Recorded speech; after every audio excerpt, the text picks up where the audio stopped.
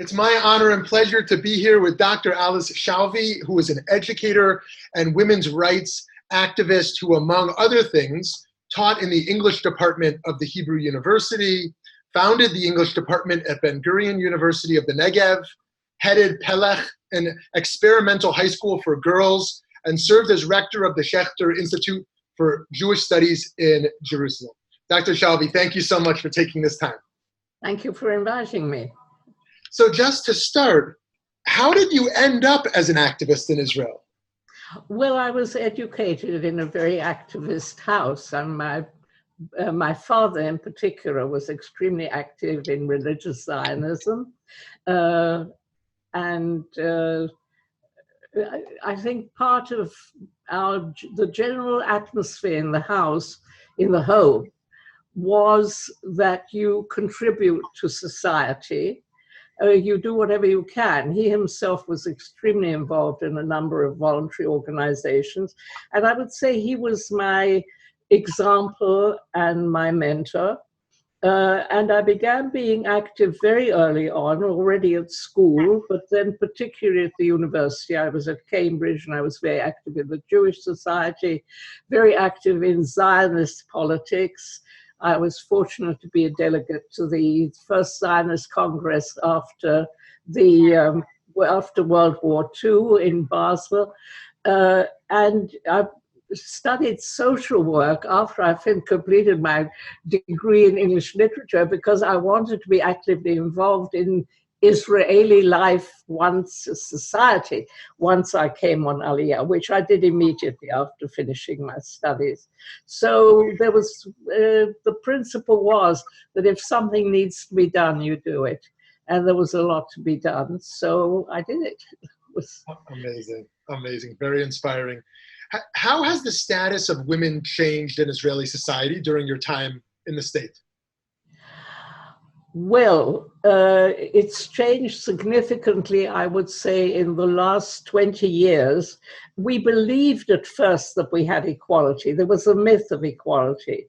It gradually became very clear that we weren't entirely equal. Women were relegated to more or less the traditional functions of wife, mother, homemaker, which I don't denigrate in any respect, but you don't have equality in that respect. There was not equality in employment. Where women were employed, they earned less. They still earn less. We haven't made progress in that respect.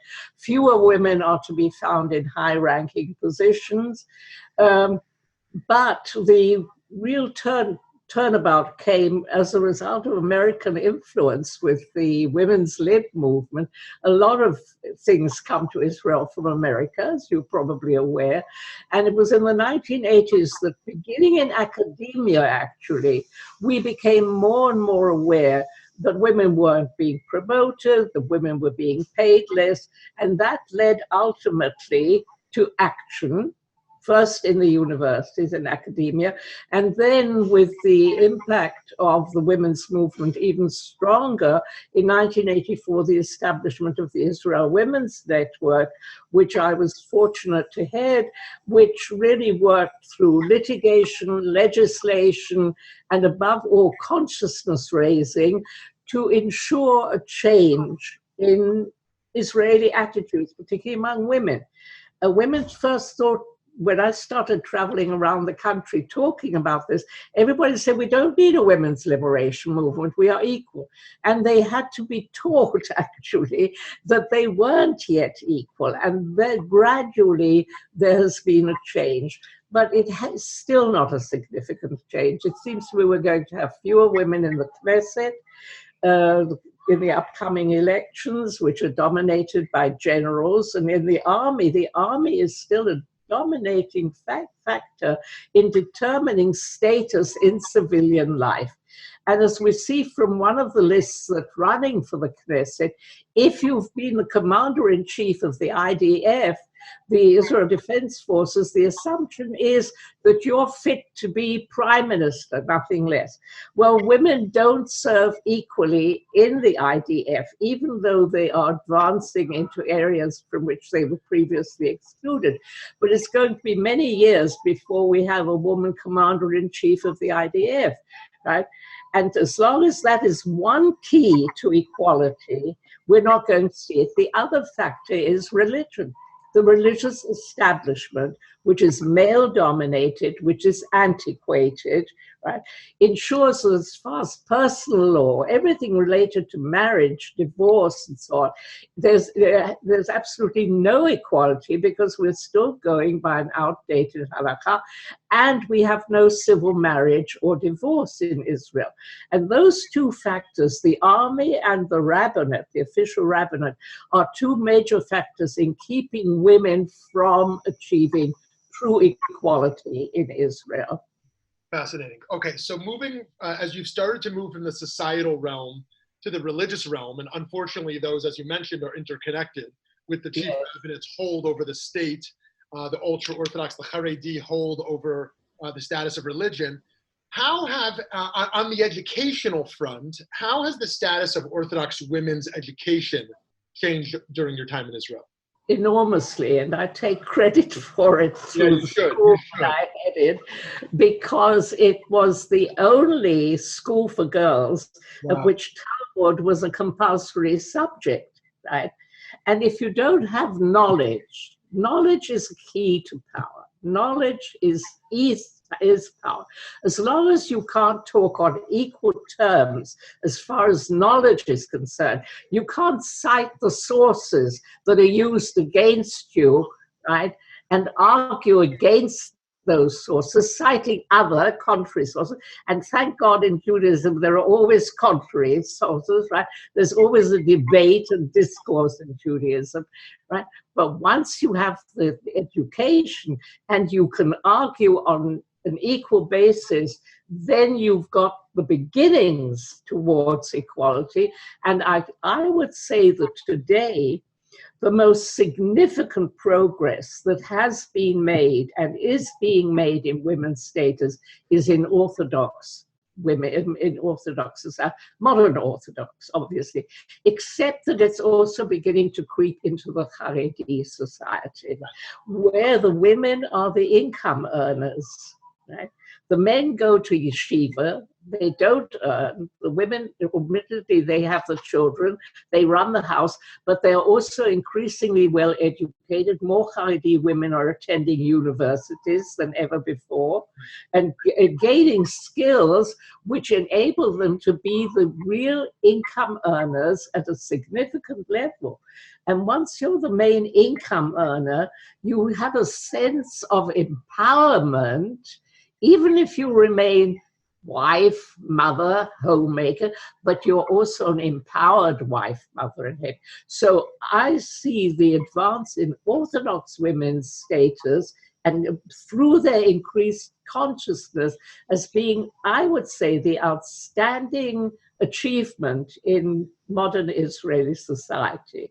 My understanding, by the way, is what you mentioned, that the number one sort of entry point for the yeshivish Haredi world to enter into women's rights, enter into feminism, which has a long way to go, is precisely through this secular education and workplace empowerment because of financial necessity. Is that right? Is that the entry?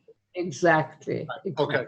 So on a personal note, you know, my wife and I are blessed with 4 young children, and we're also foster parents, so kids come in and out of the house. Wow. If I understand correctly, you're the mother of 6 children.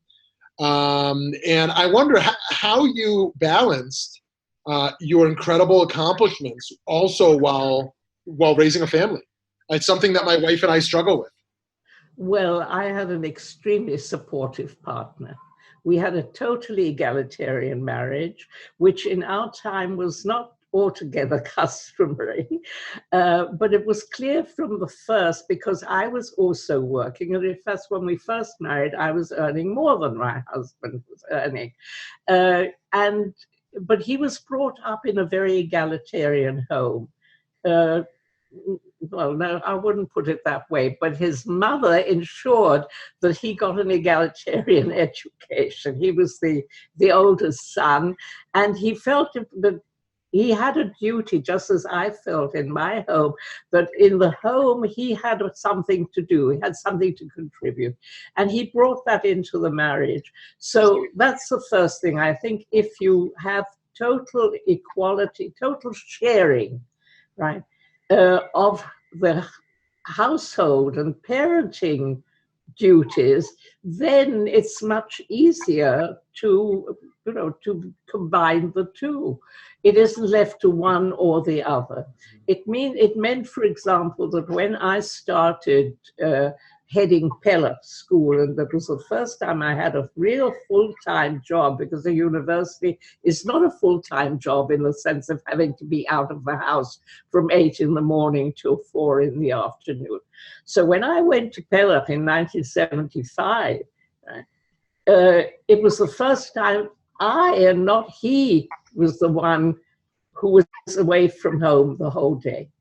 And it was at that stage that he stepped in and took over a lot of the household duties, which included, he was able to do it because he had very flexible hours at his work, right? He was able to be home when the children came home for lunch. And as a result, he started cooking. And whereas I'm a good cook, but I'm not, I make the run-of-the-mill stuff. And he took to cooking. He made delicious gourmet food just at a time when our children were able to appreciate it. And they would bring their friends home, and the friends would be rather startled to see a father wearing an apron and serving lunch. But the children got used to it, right? And we got used to it. So that's the key. I would say the key to being a happy couple and a happy family is, as far as possible, to share the duties and responsibilities and not leave certain things exclusively to one person. Beautiful, beautiful. So egalitarianism in society. But yes. Let me just add, this is flexible. It may change over time. It depends. When the children are young, there's one situation. Once they're grown up, then the sharing becomes something of a different kind. Right. Beautiful. So egalitarianism in society, in religious circles, in the home, shared duties and responsibilities. My last question for you, we live in a complex time, a polarized time, and I wonder what advice you might have for future activists, future change makers who feel precisely, like you said, that in some areas we've moved forward, but in some areas not at all, like in pay equity. So I wonder what advice you might have in general or in specific. Well, my advice is be informed. First of all, know what's going on, know the facts. And I find a lot of people don't really know what's going on. They're turned off the news. We're so bombarded with fake news that we no longer consume news correctly, but know the facts, not just through news reports. See where there's a problem and see how you can help to change matters, how you can be personally involved in making the world a better place. Tikkun olam, I would say, and stick to it. Be consistent.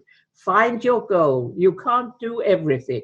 Find your specific niche and do the best. And once you finish that, which of course you never do, find another niche. Amazing. Wishing you so many continued blessings in all your work. It's inspiring that you gave us this time. Thank you so much. Thank you.